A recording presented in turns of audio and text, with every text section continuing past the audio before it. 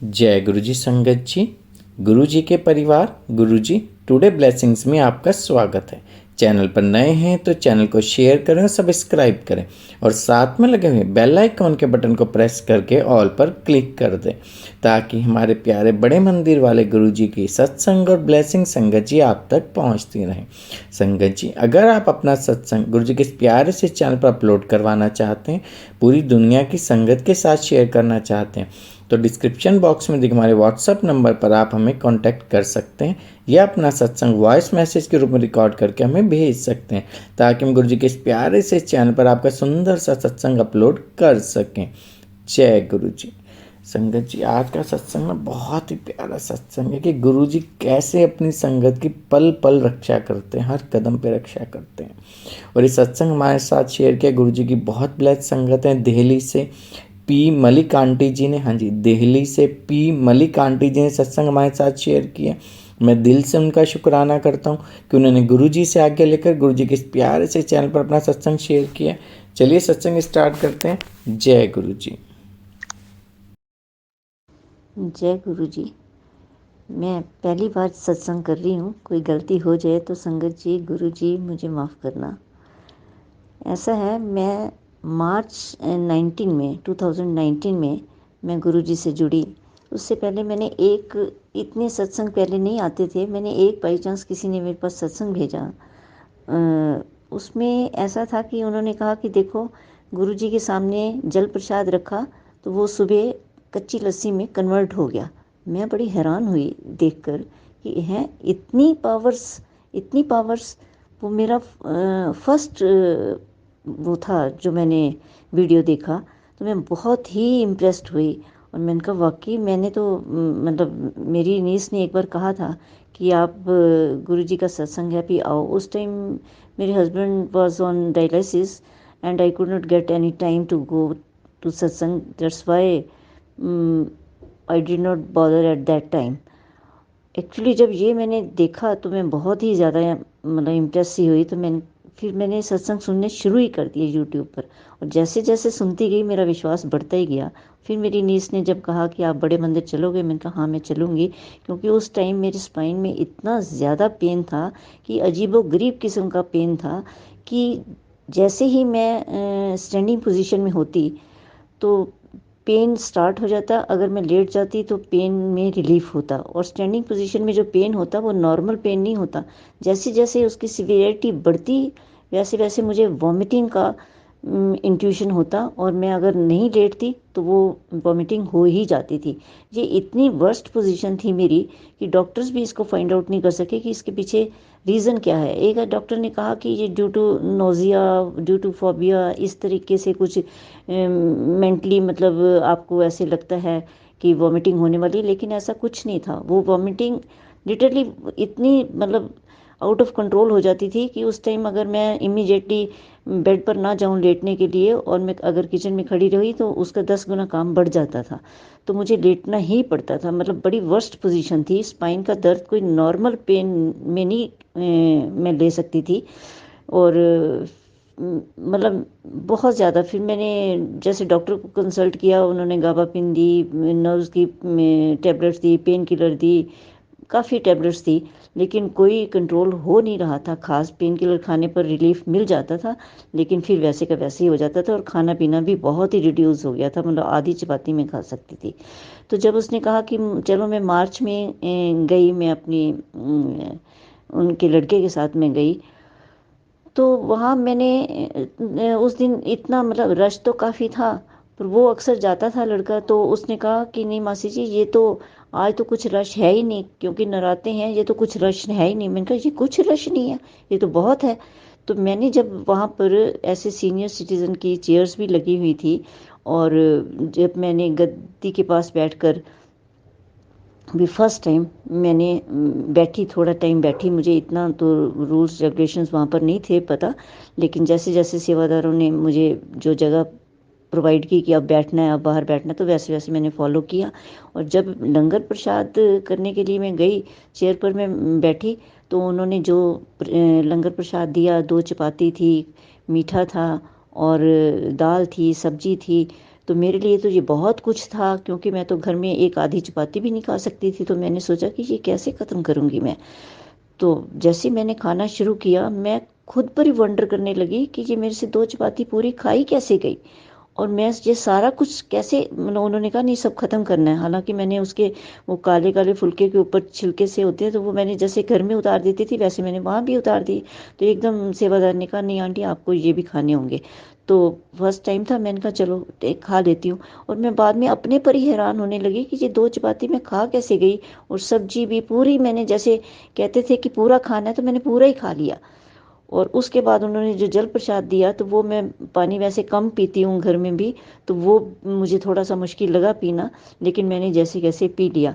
और उसके बाद इत्तेफाक देखो, वो टैबलेट गैबापिन होती है नर्व्स के लिए, वो मेरे साथ थी। मैंने कहा मैं वापस जाऊंगी तो मैं कैसे, रास्ते में मैं तो लाई नहीं कुछ पानी। तो मैंने सेवादार जी से कहा, मैंने कहा मुझे थोड़ा जल प्रसाद चाहिए।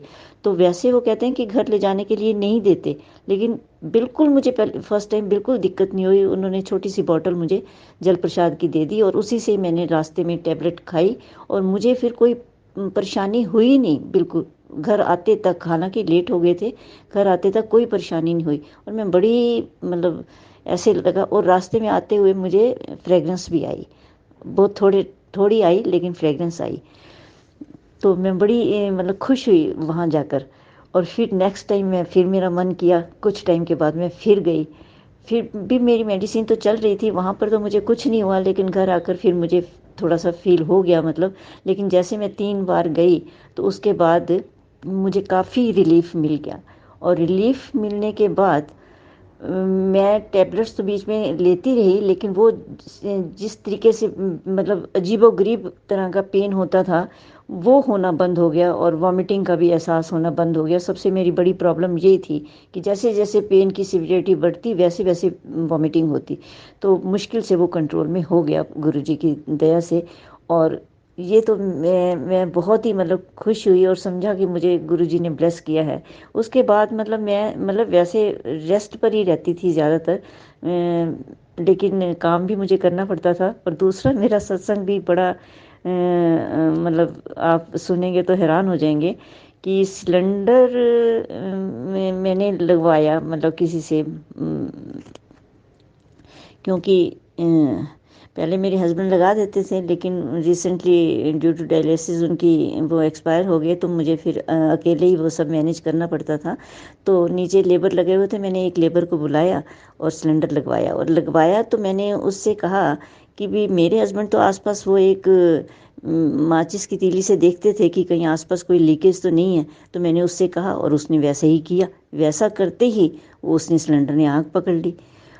मैं तो बड़ी घबरा गई, और वो खुद भी घबरा गया बहुत। और वो फिर भी इंटेलिजेंट निकला कि वो एकदम किचन से बाहर चला गया, और मैं देखती रही कि नहीं अभी बुझेगी। वो जब उसने देखा कि कोई ब्लास्ट नहीं हुआ, वो फिर अंदर आया, और उसने कहा कि वो जल ही रहा था आसपास, शायद आसपास उसके लीक, कोई गैस की थोड़ी सी लीकेज थी।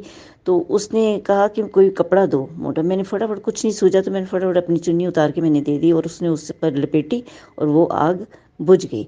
कुछ देर जलती रही, फिर वो बुझ गई कपड़ा लपेटने से। तो फिर उसके बाद जब सिलेंडर वाला कोई दूसरा बुलाया, मैंने जो गैस डिलीवर करते हैं उससे पूछा, तो वो कहता है कि कभी कभी ट्यूब पर।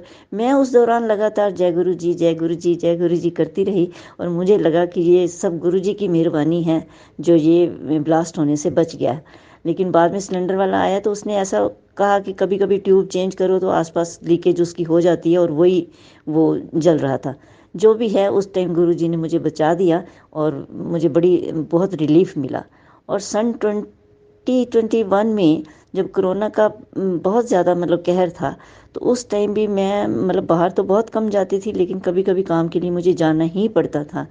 तो मैं बहुत डरते डरते चली जाती थी, और मुझे फिर गले गुले में कोई प्रॉब्लम होती तो मैं फिर मतलब आकर लेट भी जाती, मतलब ओवर एक्सर्शन कर लेती थी तो पेन हो ही जाता था, तो लेट भी जाती। और मुझे लगा कि कोरोना के दौरान मुझे गुरुजी ने ही बचाया है। और इंजेक्शन्स लगवाने से भी मैं इतना डर रही थी, लेकिन मुझे लगा कि भी गुरुजी की मेहरबानी से मुझे इंजेक्शन भी ठीक ठाक लग गए, कोई ज़्यादा प्रॉब्लम नहीं हुई। फर्स्ट इंजेक्शन में मुझे हुई फर्स्ट वैक्सीन में तो मुझे हुई थोड़ी सी प्रॉब्लम, लेकिन सेकंड में तो बिल्कुल नहीं हुई। तो मैं ये सारी गुरुजी की मेहरबानी समझती हूँ। बहुत बहुत शुक्राना मैं करती हूँ इस दौरान कि कोरोना के दौरान मुझे बचा लिया गुरुजी ने। और एक मेरा सत्संग और भी है कि मैं एक दिन ऐसे ग्रॉसरी लेने के लिए मैं जैसे ही मैं मार्केट में गई, अपनी नज़दीक की मार्केट पर ही गई थी, तो वो वापसी आते हुए मैं जहाँ पर मैंने वो वेजिटेबल लेने लगी, वो भी इत्तेफाक से गुरुजी को मानते थे। हस्बैंड वाइफ दोनों ही थे उस शॉप पर, तो वो गुरुजी को मानते थे। तो मैंने वो, मेरे पास ऑलरेडी भी थोड़ा सा सामान था और वो मैंने वहाँ से भी थोड़ी वेजिटेबल ली। तो मैं जैसे ही क्रॉस करके बाहर आने के, तो वो गमले पड़े हुए थे और गमले, मुझे रात 7 बजे का टाइम हो गया, रात को मुझे नज़र नहीं आया कि उन्होंने गमलों को एक तार से बांध रखा है। जैसे ही मैं क्रॉस करने लगी तो वो तार मेरे पैर में अटक गई और मुझे डॉक्टर्स ने कहा था कि आपकी बोन्स इतनी वीक हैं कि अगर वो आप गिरती हैं तो फ्रैक्चर डेफिनेट है। तो मैं गिरी, लेकिन मैंने थोड़ा सा अपने आप को, मैंने क्या, गुरुजी ने मेरे को संभाल लिया। मैं गिरी तो सही, उन्होंने मुझे उठाया भी और मुझे मुझे उन्होंने इमिजिएटली बहुत हेल्प किया। मतलब जैसे गुरुजी की संगत थे तो उन्होंने बहुत ही हेल्प किया और मुझे घर तक भी, मतलब उन्होंने ऑटो वगैरह करवा के ही दिया, मतलब और बड़ी सेफली उन्होंने कहा कि ऑटो वाले को कि ऊपर भी स्टेयर्स तक पहुंचा कर ही आना घर तक। तो मुझे वो भी सारी गुरुजी की ब्लेसिंग्स ही हैं कि जो मैं उस दिन बच गई। मैं वैसे प्रिकॉशंस तो लेती थी, मुझे डॉक्टर ने कहा हुआ था कि आपको इस तरह से नहीं, मतलब लापरवाही से बिल्कुल नहीं चलना, पर मैंने लापरवाही नहीं की, लेकिन इत्तेफाक से तार में पैर अड़ा और मैं एकदम गिर गई। तो मैं कहती हूँ कि उस दिन भी गुरुजी ने मेरा बचाव किया, अदरवाइज़ मेरी सिस्टर गिरी है तो आज तक 1 साल हो गया, वो फ्रैक्चर ऑपरेशन करवाया, इतनी मुश्किल पड़ी हुई है कि वो रिकवर नहीं हो पाई हैं ऑपरेशन से। तो मैं गुरुजी का बहुत बहुत शुक्राना करती हूँ कि उन्होंने मुझे कोरोना से भी बचाया और इस फ्रैक्चर से भी बचाया। बहुत बहुत शुक्राना है। और ऐसे भी 1-2 काम करवाए जो बियॉन्ड माई कैपेसिटी थे, लेकिन उनकी मेहरबानी से ही मैं समझती हूँ कि वो सारे काम हो गए हैं।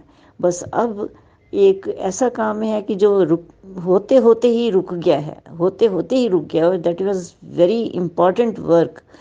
लेकिन मैं सोचती हूँ कि चलो, कहते हैं ना, सारी संगत कहती है ना कि गुरुजी अपने टाइमिंग्स पर काम करते हैं। और मैं, हालांकि उससे मुझे बड़ा, मतलब मन परेशान सा तो बहुत हुआ है, लेकिन मैं फिर भी, चलो जल्दी से वो काम करवा दें गुरुजी और मैं उनका सत्संग करूं। और मेरा बहुत मन करता है कि मैं वो सत्संग ज़रूर करूं, क्योंकि मुझे बहुत ही ज़्यादा डिसअपॉइंटमेंट हुई है उस काम के बनते बनते बिगड़ जाने से।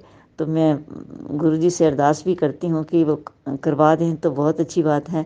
बाकी गुरुजी के सहारे ही चल रहे हैं। एक अरदास ये भी है कि गुरुजी कोई अच्छी संगत से जोड़ दो मुझे। कहते हैं ना, अपने परिवार, अपने रिश्तेदारों से भी ज़्यादा संगत में, अपना संगत में परिवार दिखता है।